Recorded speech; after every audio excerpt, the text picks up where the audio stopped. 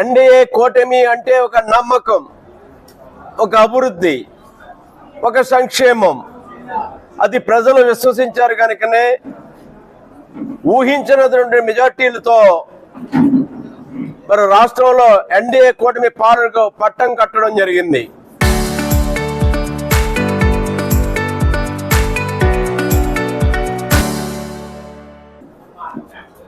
ప్రతిపక్ష పార్టీగా YCP party 11 స్థానాలకే పరిమితమైంది.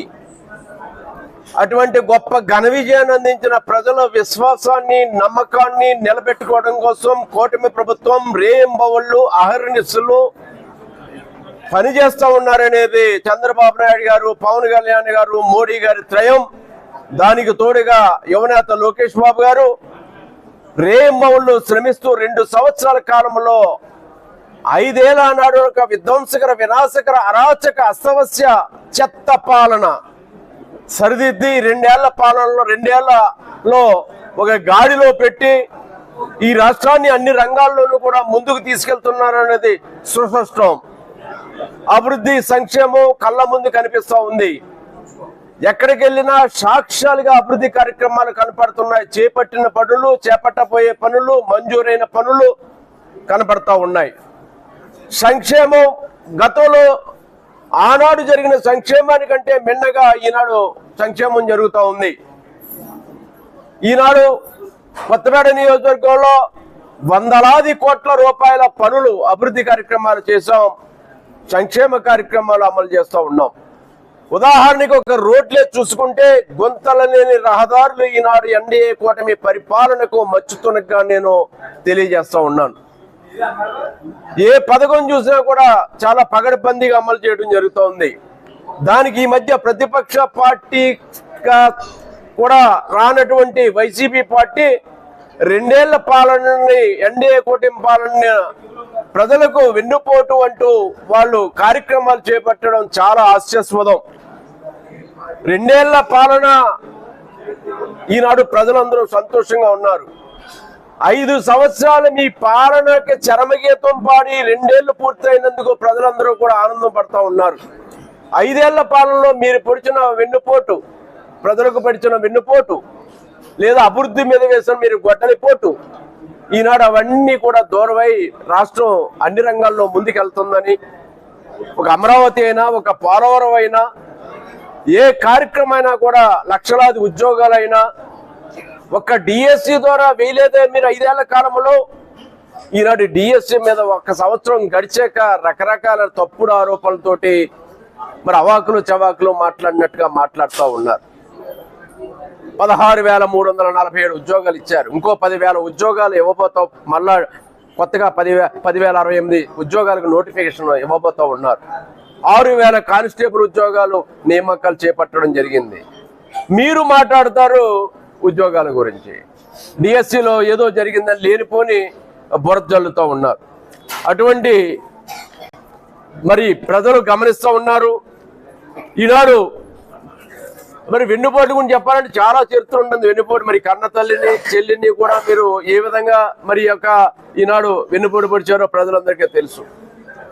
ఒక వైసీపీ నేతగా ఆనాడు మీరు ఇచ్చిన హామీలు అధికారంలోకి వచ్చిన తర్వాత, ఏరు దాటిన తర్వాత తెప్ప ఏ విధంగా తగిలేస్తారో అందరికీ తెలుసు. వారం రోజుల్లో సిపిఎస్ అన్నారు, ఏమైంది? జాబ్ క్యాలెండర్ అన్నారు, ఏమైంది? మరి ఏ విధంగా మీరు ఏ కార్యక్రమాలు సక్రమంగా మీరు చేయగలిగారు? రాజధాని, ఇదే రాజధాని చెప్పి మీరు 3 ముక్కలాట ఆడలేదా? ఇవన్నీ ప్రజలు గమనిస్తూ ఉన్నారు. ఈనాడు అభివృద్ధి విషయంలో, సంక్షేమ విషయంలో ప్రజలు ఏ నమ్మకంతో అయితే, నేను కొత్తపేట నియోజకవర్గ శాసనసభ్యుడిగా పూర్తిగా ప్రజలకు రుణపడి ఉన్నాను. భారీ మెజార్టీతో నాకు ఇచ్చిన అవకాశాన్ని 2 సంవత్సరాలుగా నా వంతు కృషి నేను చేస్తూ ఉన్నాను. అధికారులు కానీ, ఎన్డీఏ కూటమి పెద్దలు కానీ, ప్రజలు కానీ సహకరిస్తూ ఉన్నారు. ఈ విధంగా అభివృద్ధి మా యొక్క నిబద్ధత. అభివృద్ధి తప్ప మరొక మాట ఏది కూడా ఎన్డీఏ కూటమి నేతలకి ఆలోచన లేదు. అసత్యాలు చెప్పడం కానీ, ఈనాడు వారలేక అభివృద్ధి చూసి వారలేక ఈనాడు ఏనుగు వెళ్తూ ఉంటే కుక్కలు మురుగుతాయంట, అలా ఉంది. ఈనాడు ఎవరికి ఏనుగు వెళ్తే కుక్కలు మురిగినట్టుగా మా పరివేయం పోదు. కానీ ప్రజలు అన్ని వాస్తవాలు సమయం వచ్చినప్పుడు స్పందిస్తారు. ఈనాడు అభివృద్ధి గురించి ఇందాక నేను సమావేశంలో కూడా చెప్పడం జరిగింది. వాడపల్లి దేవస్థానం అభివృద్ధి కానించి లొల్లలాకుల దగ్గర నుంచి సమగ్ర రక్షిత మంచినీటి పథకం దగ్గర నుంచి అనేక రకాలైన కార్యక్రమాలు, లేదా సబ్ స్టేషన్ల దగ్గర నుంచి గ్రామాల్లో రోడ్లు, ఈనాడు డ్రైన్లు ఇక్కడ సాక్ష్యాలుగా ఉన్నాయి. నిన్న ఈరోజు నేను అనేక మందిని సంక్షేమ కార్యక్రమాలు పొందుతున్న లబ్ధిదారులను కలిసినప్పుడు వాటి కళ్ళల్లో ఎంతో సంతోషాన్ని చూడటం జరిగింది. ముఖ్యమంత్రి సహాయ నిధి 10 కోట్ల రూపాయలు పైబడి 1500 మంది పైబడి ఈనాడు కొత్తపేట నియోజకవర్గంలో అందించడం జరిగింది. పార్టీ తరఫున కూడా ప్రమాద బీమా కూడా అందజేస్తూ ఉన్నారు. అదే కాకుండా ఇక తల్లికి వందనం అందరి బిడ్డలకి ఇస్తూ ఉన్నారు. రైతు అన్నదాత సుఖీభగంద రైతు కోసం అందరికీ కూడా ఒక విడత 20,000 రూపాయలు ప్రతి ఒక్కరికి వేయడం జరిగింది. మరలా మొదటి విడత కొద్ది రోజుల్లో వేయబోతూ ఉన్నాం. మళ్ళా వచ్చే జూలై నెలలో తల్లికి వందనం కూడా మళ్ళీ అమలు చేయబోతూ ఉన్నారు. ఈ విధంగా ప్రజలకు ఏది అవసరమో ఏది చెయ్యాలో ఎంఎస్ఎంఈలు కానీ దేవరపల్లిలో 15 కోట్లతో ఎంఎస్ఎంఈ ప్రాజెక్టు కట్టాం. లేదా ఈనాడు చేనేత కానీ, లేదా మత్స్యకారు వారు కానీ, ఏ అయితే కొలువులు ఆటో డ్రైవర్లు కానీ, ఒక పక్క అన్నా క్యాంటీన్లు కానీ, లేదా శ్రీశక్తి ఉచిత బస్సు కానీ, ఉచిత గ్యాస్ సిలిండర్లు కానీ, ఎక్కడికక్కడ సంక్షేమ కార్యక్రమాలు అమలు చేస్తూ ముందుకెళ్తూ ఉన్నారు. అన్నీ కూడా గత ప్రభుత్వంలో ఇచ్చిన దానికంటే పెన్షన్లు కూడా మిన్నగా ఇస్తూ ఉన్నాం. 3,000 పెన్షన్, 4,000 ప్రభుత్వం వచ్చిన రోజు నుంచి ఇస్తూ ఉన్నారు.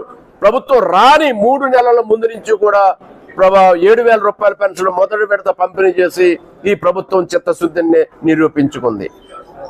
ఒక పక్క చంద్రబాబు నాయుడు గారి యొక్క సుదీర్ఘమైన అనుభవం, మరొక పక్క పవన్ కళ్యాణ్ గారికి ఉన్నటువంటి చిత్తశుద్ధి, ఒక పక్క మోడీ గారి యొక్క సంపూర్ణమైనటువంటి మద్దతు, ఇవన్నీ కూడా ఆంధ్రప్రదేశ్ రాష్ట్ర అభివృద్ధికి ముందడుగు వేస్తూ ఉన్నాయి.